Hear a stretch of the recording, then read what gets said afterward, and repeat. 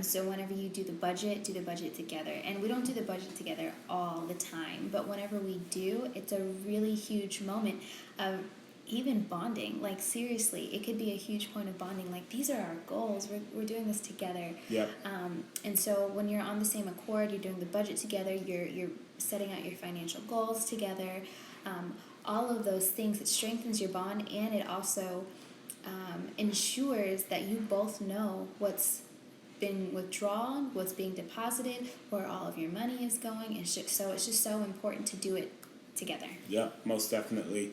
As a couple, I definitely want to make sure that, I believe that it's really good to have the accounts joint. I met, someone recently in which they've been married 17 years and they keep all of their finances separate. And I mean, it works for them, but just based off of what I've seen, it makes it easier for couples to do things together when they know what's going on in one another's accounts, right? Mm-hmm. And so there's that, and then it's also figuring out what your roles are, as well. Because, like, for me, I'm very financial and analytical, so it makes sense for me to be rocking with the budget, and that I enjoy it. It's kind of nerdy, but I mean, I just love it. You know what I mean? Like, I love, like, seeing our finances and, like, feeling like I'm in control of it.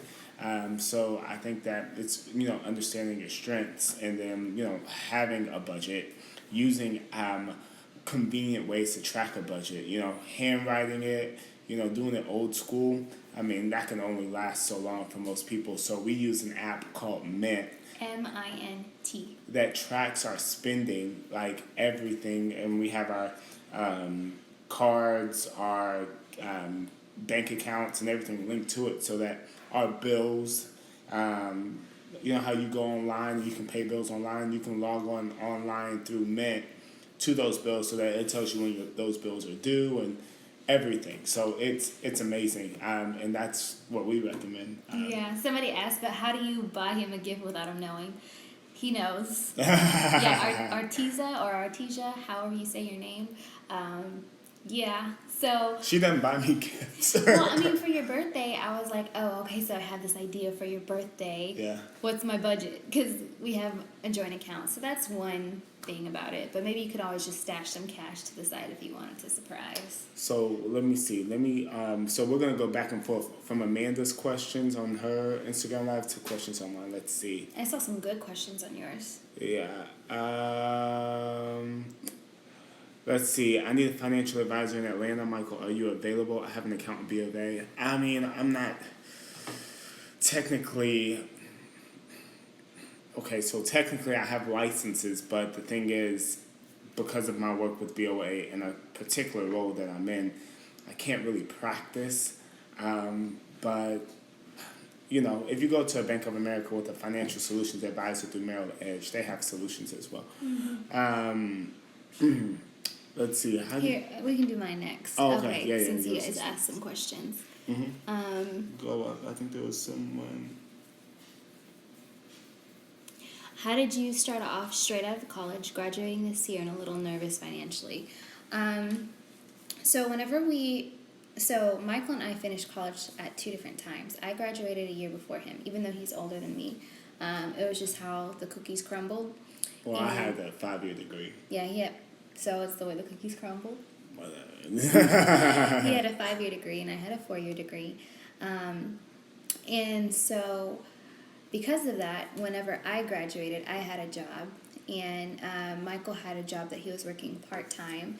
And then I was working full-time as a teacher. And so when it comes to finances after college, I think landing a job is the biggest part of it. When it comes to wealth building, your greatest wealth building tool is your income. So if you're concerned about finances after college, get a job. And if you need to support yourself, get 2 jobs. And that's okay, because you could be stashing money away for a time until you land the job with the income that you want. I don't know if that's helpful. But for us, like, my full-time job was enough. But I know that sometimes straight out of college, you don't always get the job that you want. So in the beginning, if you don't land the job with the income you want, it's okay to work 2 until you get that job. Yeah. Also, whenever you graduate, there are different income-based repayment plans for student loans. IBR, ICR, a graduated payment plan, as well as a fixed payment plan. And just going over those real quickly, the fixed payment plan is what's normal. It's kind of how they start you off, to where it's like a 10-year fixed payment plan. Then there is the graduated payment plan, in which maybe you have a lower payment, at the beginning of those 10 years, and you still pay it off in 10 years, but then, it gradually goes up like that, to where in year 8, 9, and 10, it's pretty high. But then there's also like the IBR and the ICR, the income-based repayment plan and the income contingent repayment plan. And what those do is they get your income and your family situation based upon your number of dependents and different things like that. And then those plans actually will have you at a percentage of your income for your payment. And so instead of your payment being maybe $200 a month, it may be $70 a month. Now, what's cool is that even if you can afford the $200 a month, I would recommend you going through the plan and having it at 70, so that extra 130 you have can go toward the principal of your smallest loan, and then you can use that amount to knock out the principal of your smallest loan, and then after that loan is paid off, your payment plan amount will be lower because you paid off a loan, but you can still crank out that same amount, and you'll knock out your debt faster that way as well.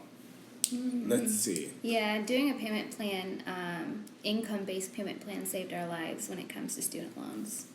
So, yeah. How do you remain content when you are in a season of reaping? You mean sowing, probably. Maybe sowing, yeah. Yeah. So whenever you're in a season of sowing, how do you remain content? I feel like whenever we were in seasons of sowing, like it was great, because if you have it to sow, right. That's you're in a pretty good position, I'll also say this: it's when it comes to sowing. You can look at sowing in different ways. If you're talking about just investing and saving for yourself, that's so important. But when you're talking about sowing, when it comes to giving financially, you always want to be obedient to the Lord. Always be obedient to the Lord, because there have been several times where the Lord has told us to sow beyond what we think we should, beyond what we thought would be wise. And He has returned it. He has. And returned it with interest. He has. And we don't do it because God is going to give to us, but we do it because we need to be obedient to Him, and because He's faithful, and because somebody else needs it. And there have just been times where we're just like, this doesn't make sense, and we love to use wisdom. We are very wise with our money. We're like, if it's not our time of giving, we won't. But there have just been times where the Lord has pressed upon our hearts to give, and it's reaped nothing but harvest, spiritually and financially. So obey the Holy Spirit when it comes to giving. He will not return void. That's it. Yes. I think it's your question. Okay, so the next question. Do you use your budget to forecast or limit what you spend at that point in time? Yep. Yeah, that's how we do it. I'll do the next one. That's what a budget is. Nice. No, I wouldn't say that but I'm just, for people out there, it's... So you really just allocate a set amount of money for something. Like, even if it's like, I want to go shopping, just as long as it's, you have a budget for it. Yep. Thank you, Erica. Next one. Love you guys, and I appreciate the financial advice. Since Singles Retreat, I've started working with my student loans. Good job. That's awesome. All right, so what's the best way to build my credit at 18? I wouldn't even worry about building your credit at 18. I probably wouldn't worry about building your credit till you're 20, 21 years old. I built my credit at 18. Actually, depends on your situation. Because if you're living with mom and you don't have bills and you don't really need credit, that's a great time to build credit, whenever you don't need it. Because you don't have... sometimes people get credit in order to pay for things that they don't need or can't afford. But in your situation, for instance, if you're living with mom, it's like, what do you need credit for? So you get a credit card, put some bubble gum on it or Netflix on it on a monthly basis, pay it off, leave it alone. Probably cut the card up. You know what I mean? Like, or just like put it somewhere where you won't use it because you really don't need it. Now, if you're not living with mom or if you're like in college or something like that, I mean, it's still a pretty similar situation, but I would just be really, really, really cautious about having credit card debt that early. If I were you personally, I'd just be focused on stacking cash. You know what I mean? Period. Because if you stack cash, then it'll put you in a position to where like you'll be able to have really, really great credit. Like I've seen at the bank, the people who stack cash typically have great credit, but the people who don't have cash typically don't have great credit. And you know what? When someone doesn't have cash but they have great credit, I think that sucks. You're broke. Yeah. And you have a false sense of security based off of A credit. score. Yeah. Based off of borrowing. Yeah. How do you plan for your own and your parents' retirement? Parents are immigrants of who didn't have the privilege of saving for retirement. So That's a great question. first you have to look at how much you need. So your parents are going to need less for retirement because they're closer to retirement, if not already at retirement age. So your parents will probably need anywhere from $700,000 to $1 million to retire in today's society, and that's not inflated, that's realistic. If anything, it's on the conservative side. So if you want to retire your parents, you're looking at $700,000 and upwards of that, really more so $1 million. So you have to be really, really ambitious when it comes to retiring your parents, because if you're going to retire your parents, you got to make sure, hey, we have enough to retire me too, you know? So be thinking about yourself first. It's kind of like when it comes to an airplane, you know, with the airplane crash, they tell you to put the gas mask on yourself first. So if you're not making the type of income that you need to make, and you're not saving the way that you need to save for retirement, then there's no way you'll be able to retire your parents too. So focus on yourself first. Make sure that you have the funds that you need to retire, and then focus on retiring your parents. Now, when it comes to your retirement, you're going to need a minimum of $2 million.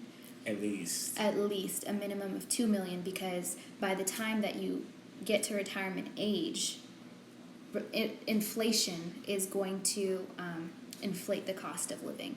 So you're looking at a minimum of $3 million. So the first step to planning for retirement is having that financial independence number. And your financial independence number is the amount of money that you need to retire. So I think starting with the end in mind is huge. Just knowing how much do I need to save and by when. And so that's the first step. What else do you have to say about retirement for you and your parents? and then you also got to figure out what does that mean for you, you know, because your retirement for your parents may look different if your parents live with you. You know what I mean? Like, and so if you got a nice crib, you know what I mean, your parents live in like the east wing of your crib and they don't have to pay for you for rent or for bills or anything like that, then it'll look a little different that way too. So you just got to figure out what you want. One of the best ways to help with that is stacking cash. And the reason that you want to stack cash is because you want to make sure that you're ready whenever an opportunity presents itself. Like, for instance, let's say someone came to you and was like, hey, I have, they say, you know what, Michael, let's say someone's talking to me and they say, hey, Michael, you know what, I'm short on cash, but I'm trying to sell off some of my stuff. I have this desk that I want to sell to you for, $1,000. And I look at this desk and, Google it and stuff, and it's like, oh, wow, this desk is worth $15,000. You know what I mean? But this person's like, hey, look, I know it's worth a lot, but I just need to get this off my hands because I need $1,000 to pay my rent tomorrow. You know what I mean? Well, you know what? If I have cash stacked, then I can buy the desk, and then have the desk and then sell it for way more, for what it's worth, if not more. But that's because I had the capital to begin with. They can't tell me, hey, I need $1,000 for this desk. And I'm like, yeah, but what if I got it to you? What about for 700? You know what I mean? Like, that wouldn't, it won't work. And so, like, whenever people think about, like, the recession, there were a bunch of people who made a bunch of money during the recession. A bunch of people are waiting for the next one so that they can Which cash is coming soon. Well, because because they've been stacking and saving their money so that whenever things get cheaper and recess, I guess. I remember there was a guy in the bank who came in and he said, "Yeah, man, during the recession, it was great. I bought houses cheaper than cars." I will never forget that. He said, "I bought houses cheaper than cars. You get a car for $25,000-$30,000 buying houses for $22,000, and now these houses are worth $150,000 in Atlanta now, and it's just like, but he had it to invest, so you need to be saving and stacking. Period. Yeah, save and stack. This person said I had. Hold on, none of I still got people on mine too. Okay. So, hey guys, what's the best advice for creating a household budget on a non-fixed income?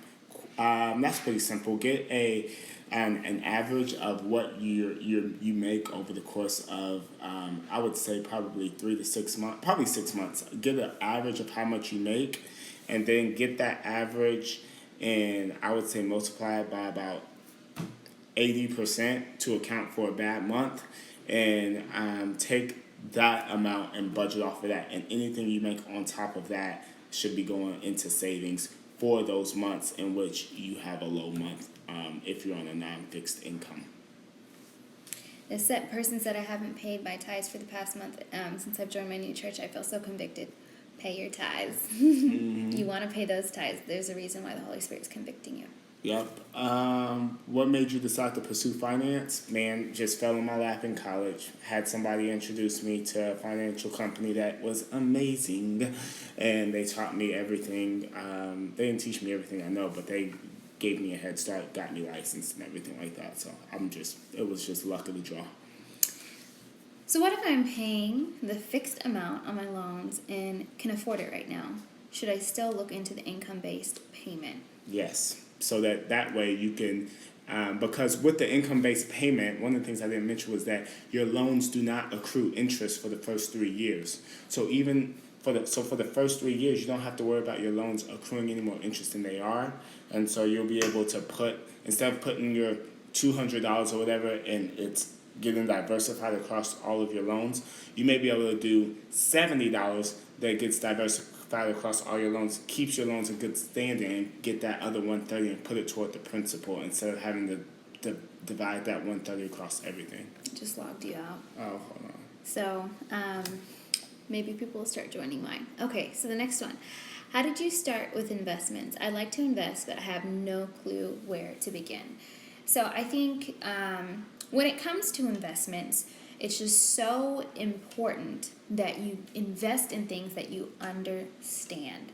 So whenever you're looking for a financial advisor or somebody to give you advice in any way when it comes to finances, it's just so important that they have a teacher's heart. Look for somebody who has a teacher's heart, not somebody who's going to say, this is where I want to put you in, or they're going to talk over your head and say that, say really brainy, nerdy stuff that you don't understand. They may sound convincing, but if you don't understand it, Yep. You're going to pull your money out when you get scared. So when it comes to investing, make sure that you find somebody who's going to explain the investment to you, explain why it's important, and explain why you should trust the investment. So that's the first step, finding somebody with a teacher's heart who's going to explain the investment to you. But I would also recommend, outside of your 401k and outside of your emergency savings outside of your emergency savings, I would suggest doing a Roth IRA. Mm-hmm. And your Roth IRA is basically income, and it's taxed, but it's just taxed at the front end. At the front end. So whenever you put money into the Roth IRA, it's taxed, so that whenever the money grows over time, whenever you pull it out, you get to keep it all. So I would suggest you start with a Roth IRA, and then when it comes to the investment you use, just make sure that whoever is helping you, they explain it fully to you. That's very important. Okay, and so here's my perspective. I feel like you need to make sure before you start investing that you have, and y'all are gonna probably get tired of me saying this, but I'm just being honest. You gotta make sure you have some cash stacked, because I talk to people who's like, I was talking to someone recently. They were like, "Hey man, I'm trying to figure out what to invest in," and I got mutual funds for days. I could tell you what to invest in, but I'm like, okay, well, how much do you have saved? Well, like $1,500. Would $1,500 cover all your bills if you got laid off next week? No. Then what in the world are you doing trying to invest money? You can only invest money that you can afford to lose. You can only invest money that you can afford to lose. And if you ain't got no emergency fund, but you trying to invest this money, you trying to flip it, it's like even if you put it in a Roth IRA or an investment or a mutual fund, and those mutual funds have service fees. They come with like basically all mutual funds, to where, because the people who are running your mutual funds and running your investments, they have to eat and provide for their families as well. If you get hit with, like, let's say a 5% transaction fee, and then, 6 months later you have an emergency and your money hadn't grown by more than the 5% that it cost you to invest your money, then you lost money by investing because you didn't have emergency funds set aside. So you need to do that first, and then after that you can start looking into mutual funds. You can start looking into, unless you're really, really savvy, you can put money in the stock if you want to. I'm not going to tell you what to do, but like having your money diversified is the best way in a growth stock. You know what I mean? And it's a mutual fund with stocks that have like reputable companies like Apple and Google and Pepsi and Coke and Walmart. These companies, Amazon, these companies ain't going nowhere. You know what I mean? That's why I would look at investing in initially. And then when you stack your cash up real good, then you can look at stuff like real estate and rental income and multifamily properties or single family properties or single home properties, but you rent out multiple rooms within the house. You know what I mean? You get your 4-bedroom house, for $150,000, you got a mortgage payment of $1,200 a month, but you rent out each room to people for $700 a month, $700 a month, and now you got over 4 rooms, $2,400 to $2,800 that's coming in rental income, but you got $1,000 mortgage. You know what I mean? Like that's a way to. It's actually not a bad way to get started either. If you got it like that. Mm-hmm. So long story short, start stacking cash first. Let's see. What's the best way to reduce debt? So it depends on what type of debt you have. For credit card debt, what you may want to look at doing is what's called a balance transfer. And what happens is that, you'll have your credit card debt, let's say with Chase, and you see a balance transfer offer so you can move your credit card debt to Wells Fargo, pay a 3% transaction fee or 4% transaction fee on that credit card debt, but you get 0% interest for 18 months. And so let's say you owed $1,000 in credit card debt, and you pay your 3% transaction fee. So in order to move your $1,000 to Wells Fargo, it may run you for $1,030. But then you get 0% interest for 12 months, 18 months. Well, now you're able to attack that quicker. So that's like a balance transfer option for credit cards. Dave Ramsey talks about the debt snowball. I think that's awesome. I think that's a great way as well, because everybody knows what to do. Everybody knows spend less than what you make, have a budget, save a percentage of your income, tithe. Everybody knows what to do up here, but people don't do it. So Dave Ramsey's debt snowball helps with the psychological element that really will help get you over the hump. So. This person says, what's the best way to pay off credit cards? And it goes hand in hand with the question that person asked. Debt snowball is a really great way. And Michael keeps referencing the debt snowball, but I'm not going to assume that all of you guys know what that is. So the way that you use the debt snowball is you start paying your smallest credit balance first.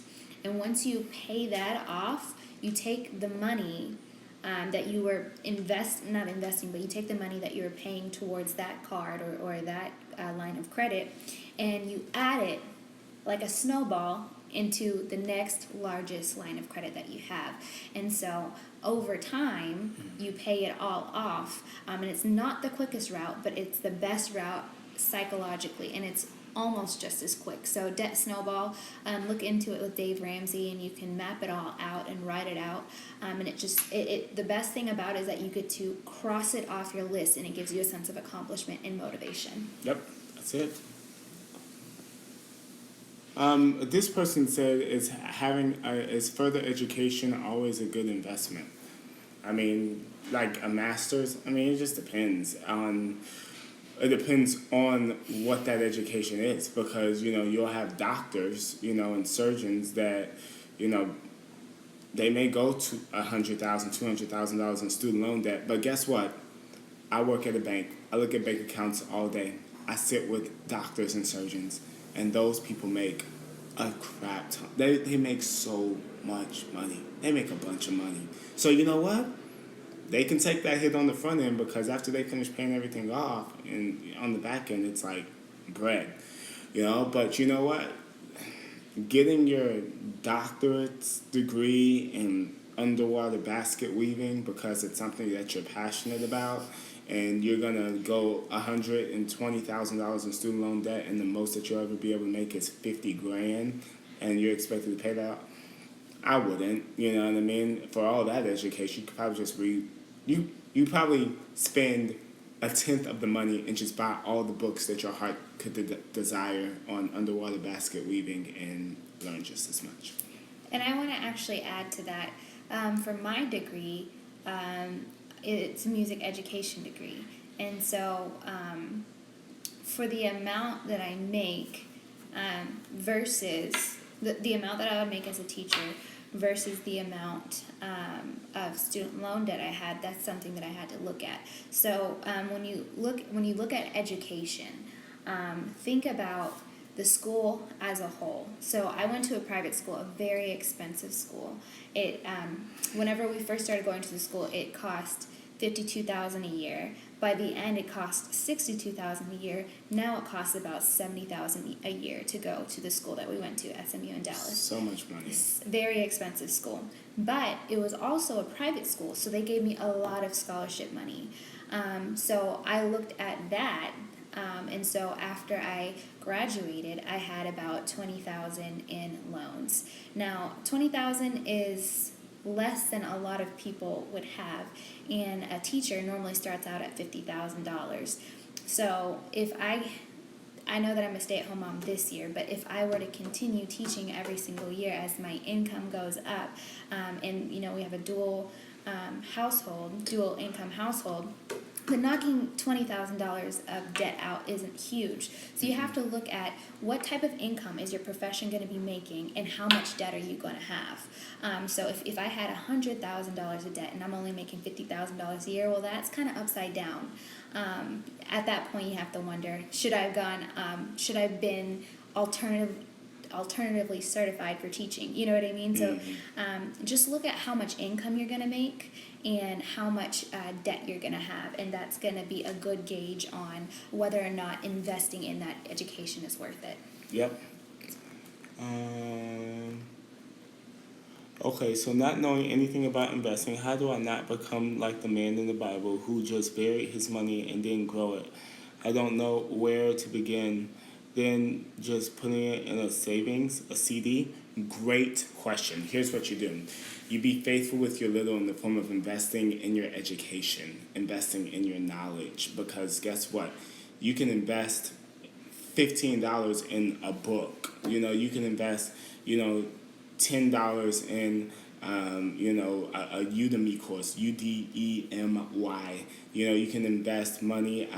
You can invest money. You can find somebody who invests money and is successful at it, and use the money that you have to take them out to lunch or dinner, and learn as much as you can about investing that way. And so your money may not look like at the beginning it's growing, but you're investing in yourself, which will actually yield the greatest return.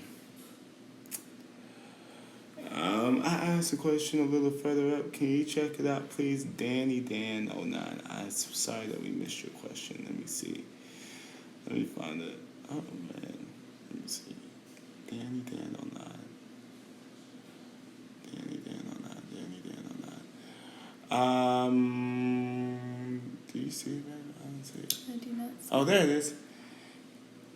Can y'all read the comments like that? Yes, we can. Maybe that wasn't the question that you asked. Danny Dan 09. Can you just ask it again? Yeah, just ask it again, and whenever we see it again, we'll ask. We'll say it. Lost my spot. Find where we were. Let me see if there's anybody who asked over here. I'm so glad to be here with you guys. I don't know if we said that yet. Yeah, but what's up, y'all? love y'all. We are gonna upload this to YouTube. We are. So let's see. This person said, "I'm interested in Forex, but a bit hesitant. How has it gone for you?" You know what? This is the first week I've started trading with real money. I've been doing a lot of practice, so I'll keep you updated. What is the cost to have a one-on-one consultation with you? You know what? People have asked me that. I need to start doing some pricing models because people continue. You have done some pricing models, but I have. You know what? Email me at michaelpittman20@yahoo.com, and we'll talk and we'll figure out what would be best for you and fair. What's up, TK? I see you, Timon. I saw you on my last post before it shut down. what are your thoughts on bankruptcy if you're in too much debt? Yeah or nay? Yes. If you, it depends. So do not. Because of the way it would be too long and too dense, but because of the way credit and everything works, it is better to go into bankruptcy than it is to foreclose on your home. And it is better, and there are different types of bankruptcy. There's Chapter 7, and then there's also Chapter 13, in which Chapter 13 is basically like a debt remodification, and then there's also like a Chapter 7, which is cleans you out. And so, depending on what your goals are, if you, you would just, the best thing to do, the best thing to do is just to see if you could call the people who you owe and see if you could settle the debt that way. But if you have a house and a mortgage and you're about to get foreclosed, do not let them foreclose. File for bankruptcy because it will be better for you long term in the future. And bankruptcy is cleared from your record after 7 years. So bankruptcy is not the end. A lot of very rich people have been bankrupt before. Their businesses have gone bankrupt. Yeah. And so sometimes it's a really healthy thing for you. And it's kind of biblical almost because in the Bible, finances would be cyclical, just how the crops would be every 7 years. The seventh year would be a year of rest. And so when it comes to your finances, if you need that clearing off, that year of rest so everything can be a clean slate, it's worth it in the end if you want to start off fresh. For real quick, because we're going through all these questions like this, Danny Dan 09, can you go on mine and then ask the question so I can see it real quick so that we can answer it, because I don't want you to I don't want it to get lost in the sea of questions. How do you guys pay or save for vacation? Let me start on that one. So just make sure that if you're going on vacation, you can afford vacation. That's a really huge part because a lot of people want to go on vacation. They want to treat themselves, but it's not worth going into debt for. So if you're going on vacation, make sure that you can pay for vacation cash. Also just having goals. Like for Michael and I, we've been discussing vacation a lot lately.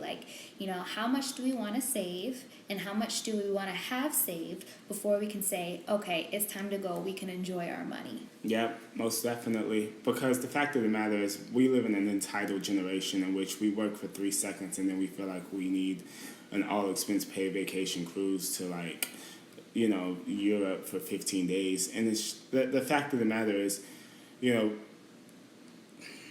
you could do pretty good for some of y'all, doing a staycation or a mini vacation in a city nearby instead of like trying to do something really, really extravagant.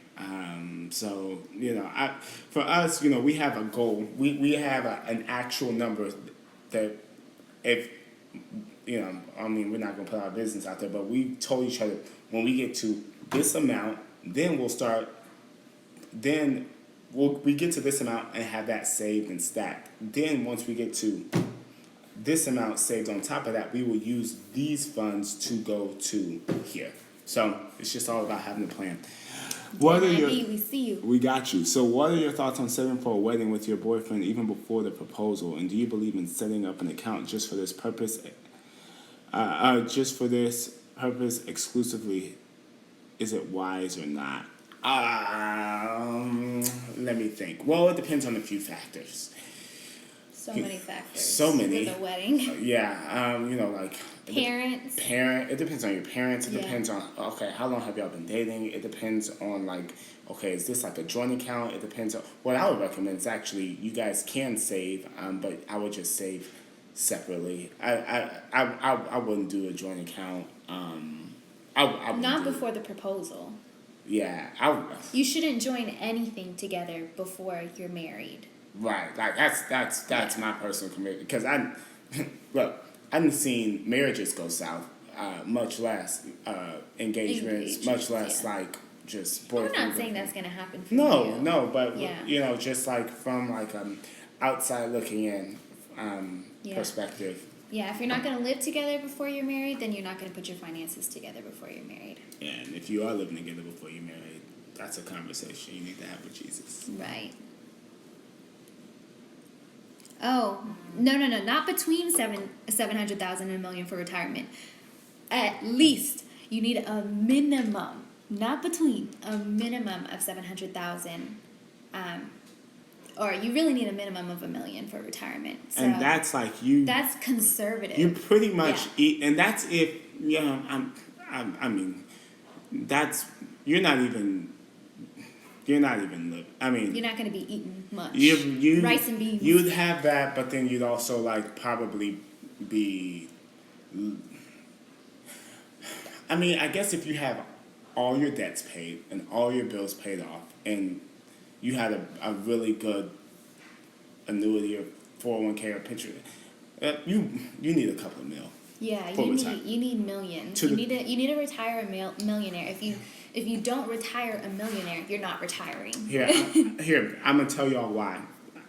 So, here's the deal. Let's say the average meal... You looking for my calculator? Yeah, it's right here. The average meal in America, let's say on a daily basis, costs $8 a meal, right? Breakfast, lunch, and dinner, 3 meals a day, times 3, that's $24 a day per meal. There are 365 days in a year, so 24 times 365 is 8,760. 8,760, 365. Let's say you want to retire at 65 and live from 65 to 90. That's 25 years. So that's 219,000. You multiply that by 2 if you have a spouse, that's $438,000 just to eat. That doesn't count health care, that doesn't count like gas, that doesn't count anything else. That's just that's just food. Yeah. So the fact of the matter is, like, if you're gonna need over $400,000 conservatively, because that's $8 in today's dollars. That's not, if you're in your 20s or 30s, that's gonna be $12, $14, $15, 30 years from now. So if you if you're not on track for that, then it's a tough road ahead. You need to be looking to retire a millionaire, or else you're not going to be able to live. Yeah. We were together for 18 months we were together 11 months from dating to engagement, and then another 6 months after that. 18 months total. I did not get a master's degree. No master's degree. What can you start paying off credit card debt? Oh yeah, We talked answered about. it. Oh, that was probably the one because we scrolled back up. Okay. Oh, thank you. Saying that we're cute. Job doesn't offer 401k. Then move to a job that you don't have to worry about moving to a job that does offer it. Just invest outside of it. I would say, if I were you, I would give 10% to the Lord, and then take another 10% of my income and invest it conservatively in a growth stock. Can you repeat the question for them? Because you didn't say it very loud, and I just want to make sure that they heard the question. So the question was, my job doesn't offer a 401k. So is it important that I should move on to a job that does offer it? I mean, in my opinion, you could do all right investing outside of your 401k in a Roth IRA, like we mentioned.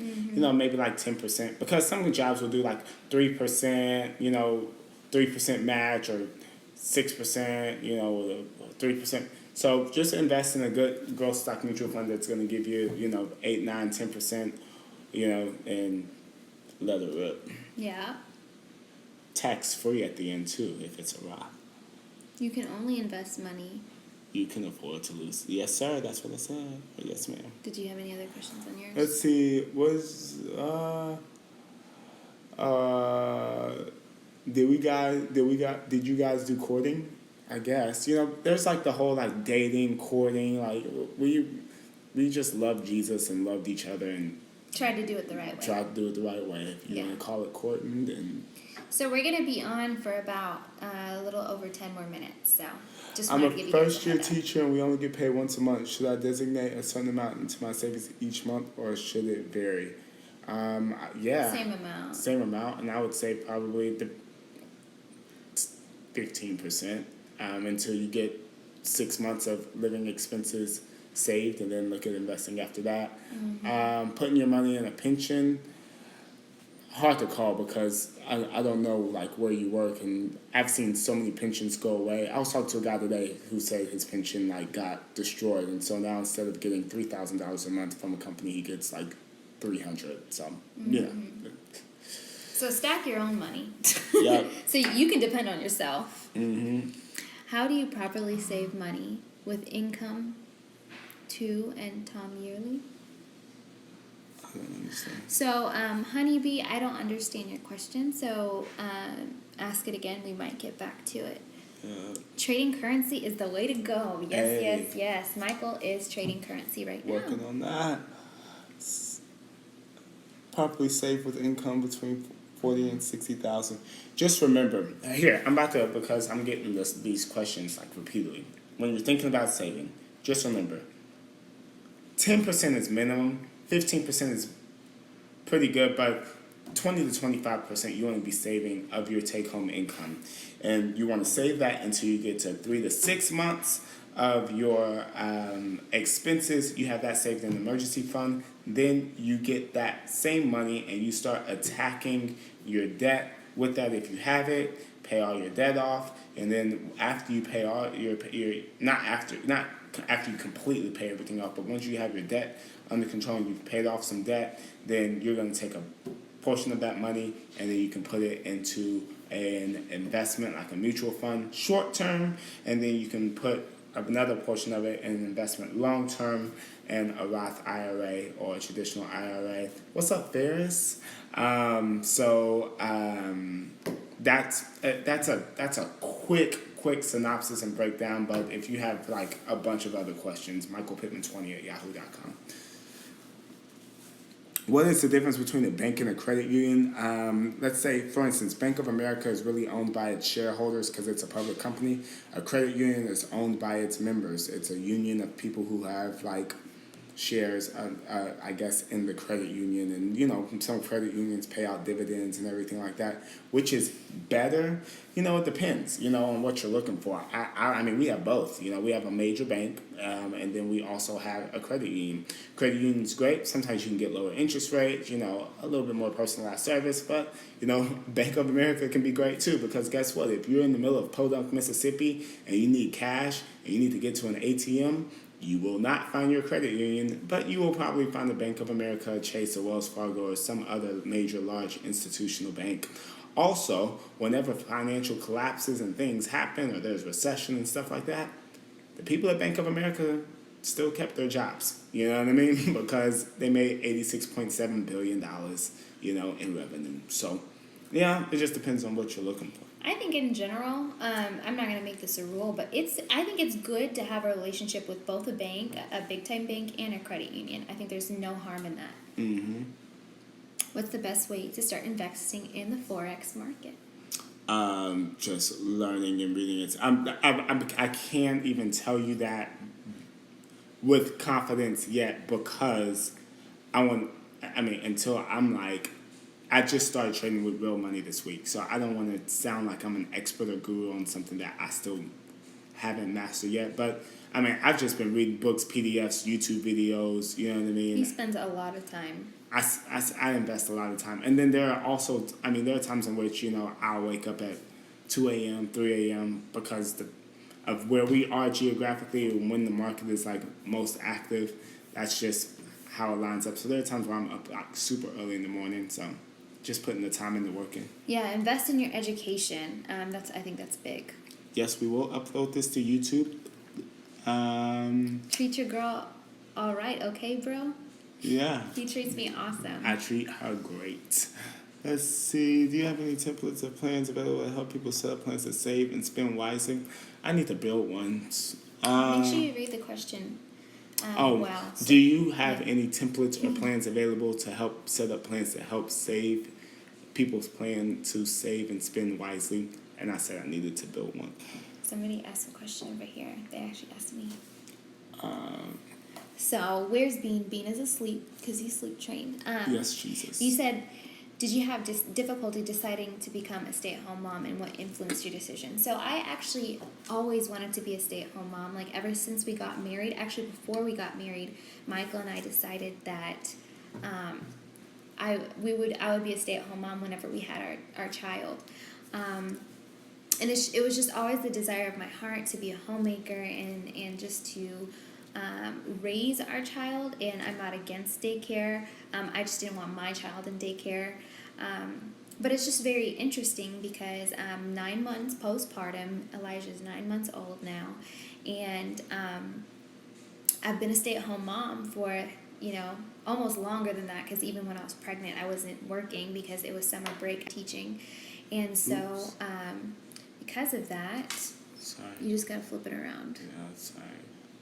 How do we flip the camera? My bad. There we go. Sorry about that, guys. But now that I have been a stay-at-home mom, I know what it's like. I know what it takes to be with a child 24/7, and it's actually a huge task. I knew it was going to be big ahead of time, but now I'm recognizing wow, being a stay-at-home mom is no joke. So I'm not opposed to getting back into the workforce. I'm not saying that I'm going to get back into the workforce, but I am putting my application out for teaching, so I may or may not. But my biggest deciding factor with that was just my desire. I just had a desire to be a homemaker. So never feel like you have to be a stay-at-home mom or you have to be a working mom. It really just depends on your heart and if you guys can do it financially. And so we've learned to make it work on one income. What are your suggestions? What suggestions do you have for people who are bad stewards with their money? Well, you need to pray first, and because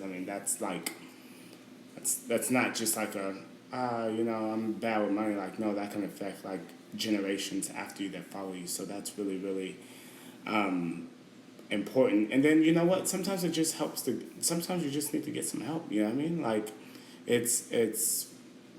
mean? For some people it's a gift. You know what I mean? Just how someone may not. Sometimes people don't have time to clean their house, or people don't have time to do this or do that. Or, you know what I mean? It doesn't hurt to get help. You know what I mean? Whether it be cleaning your house, so you need to get a nanny, or you need help with your kids, so you put them in a daycare or a school. You need help with this or help with that. Just don't be afraid to ask for help. Someone asked, what was your advice for someone who is a bad steward with money? Let me see. Opinion on self-employment as opposed to employment when it comes to saving. Guess what? Self-employment income can fluctuate, and employment income you can get laid off tomorrow. So when it comes down to it, save and stack. When it comes to trading stocks, I think that you need to make sure that you have an idea on what's going on with that stock, and you need to have a strategy and plan on what you're trading. I wouldn't just throw money into it if you have.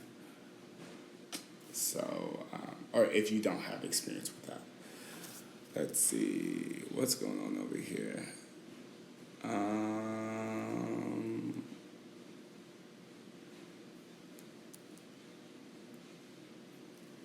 Let's see.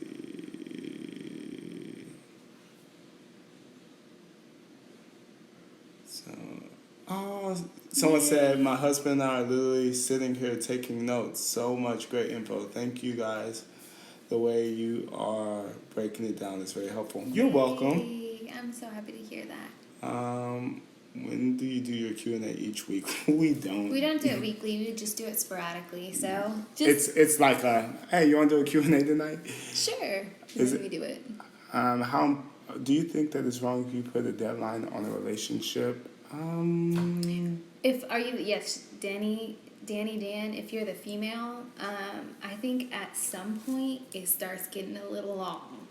Like, for instance, if you've been together for 5, 6 years, 3, 4 years, there's no talk of engagement or the ring hasn't come yet, that's something worth putting a deadline on, because it's like, either you think that I'm valuable or you don't, but don't waste my time. I mean, like, when it's like in that 2-year range, it's like, you know what, maybe he's saving up, maybe he's trying to be financially ready. But when it comes to that like 4, 5, 6 year, 7-year range, it's just like, what are you doing? He's not serious. He's not ready for commitment, and you need to like lay down the line. Like, you're gonna marry me. Like, either you're gonna propose or I'm out the door. I can think about somebody right now. They've been like in a relationship for like 8 years. I'm just like, yeah. Like, why aren't you married? like what? Yeah.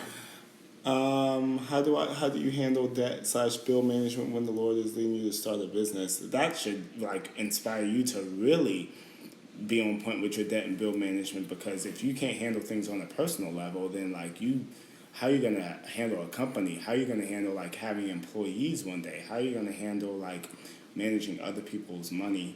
The thing is with these Instagram videos, I gotta really be careful, because like I just like spit off the cuff, and it's like, I hope I don't sound mean, but because when you're on YouTube, it's like, let me edit that out, let me cut that out. But this is kind of like, but I mean, how do you handle it? I mean, like I said, saving money covers a multitude of problems, because guess what? If you get laid off but you have money saved, you're good. If you see a great investment opportunity but you have money saved and you have money saved, you're good.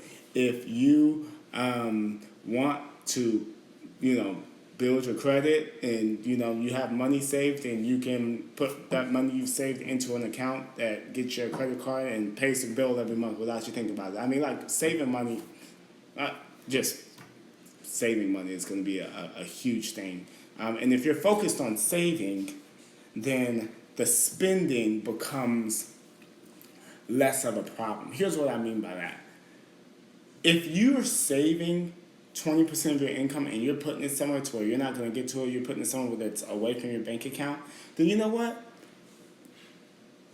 If you overspend a little bit, you know what I mean, like on a monthly basis, and you're budgeting around that, like you're still saving and stacking over here while you're trying to handle your budget and financial picture over here. What happens is people are not saving anything, and then when something happens, then it's like, oh, well, now I'm over budget and I'm broke. You know what I mean? If you're gonna be over budget, at least have some cash stacked. You know what I mean? That's my save money. Ready to wrap it up? Yeah. I'm just gonna do a rap. Can I do like a rapid fire Sure. for like 3 minutes? So I'm just gonna do that. I'm so glad that you guys joined us. Yeah. How important is finances when choosing a spouse? It depends on what part of the financial picture you're talking about, and it also depends on what God's called you to do. Because guess what? If God's called you to marry that person, then you gotta work through it. But I would recommend just being realistic with your expectations, and then premarital counseling, that'll help as well. Do you think 4 to 5 years are too long to date before marriage? It depends, you know what I mean? Because guess what? If someone's in medical school or something like that, and you start dating in your final year of college, and this person's in medical school and residency, it may not be the best time, but you just gotta. It depends on the situation. I know, Julian, you always catch us at the end. I was thinking about you when we first started. I was like, I wonder if Julian sees this. How do you know? We read that one already. This will be uploaded to YouTube. Saving as a teenager. If so, how? Man, as a teenager, you should be saving. If you're living at home with mom and dad, I remember whenever I was a teenager and before I had like real responsibilities, I was probably saving a solid 60 to 70% of everything I made from my little part-time job. So I would do that. God bless you too. Great. Love you guys. Any other questions? If not, We don't have any time for any more questions. okay, No, great. because it's about to log us off. Oh, so. okay. Oh, it is. Oh, wow. Yeah. There's a timer. Well, we love y'all, and we will Yes. catch y'all on the flip side. See y'all next time. If you have any other questions, michaelpittman20@yahoo.com. Shoot them my way, and who knows? Our YouTube channel, just type in Michael and Amanda Pittman into your search engine, your YouTube search engine, and you'll find our YouTube channel. To end, can we just get like a good night from everybody? God bless or something like that. I just want to see everybody, just Say show some good love night. real quick. You know what I mean? Because we love y'all and we appreciate y'all for taking time out of your evening to bless us with your presence. Dang, nobody's saying good night. Oh, no, man. Dang. Is that what's happening? Oh, okay. Oh, there it is. Oh, there it Thank is. you. Oh, it's starting to pop up. Magna Jupiter, good night. Thank you for saying good night. Yes. Oh, yeah. Jay Smiles. Good night, guys. Zoko, Julian, Faith, Ablaze in Beauty, B Terrain, Fabulous Blessed, H.M. Clark. May Dustin God Davis. increase your wealth abundantly. Yes, shit. I received that. Good night, Good night. guys. All right. We enjoyed you guys. Love y'all. Bye-bye. Bye. How do I end it? You clicked it. Oh, okay.